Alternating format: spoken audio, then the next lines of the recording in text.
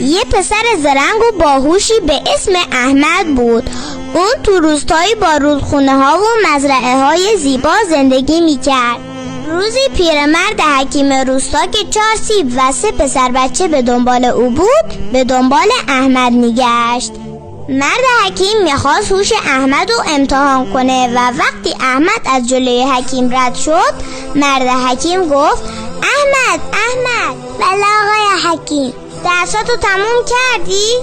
بله کاری هست که براتون انجام بدم؟ این سیبو بگیر و جایی برو که کسی تو رو نبینه و این سیبو بخور و بقیه سیبا رو هم به بچه های دیگه داد. چند دقیقه بعد بچه ها همه برگشتن ولی احمد همراه اونا نبود. مرد حکیم گفت سیبا رو خوردید؟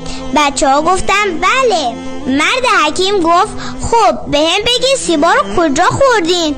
اولی گفت من اونو تو صحرا خوردم. دومی گفت من بالا پشت بوم خونمون خوردم. سومی گفت من تو اتاقم خوردم. چند دقیقه گذشت و حکیم از خودش پرسید پس احمد کجاست؟ یعنی هنوز داره دنبال جا میگرده؟ یهو احمد در حالی که سیب تو دستش بود برگشت.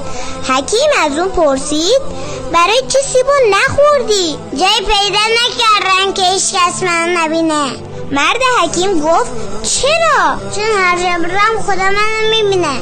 مرد حکیم از باهوشی احمد خیلی خوشش اومد و دستی به شونه احمد زد و گفت راست میگی خداوند متعال همه جا ما رو میبینه.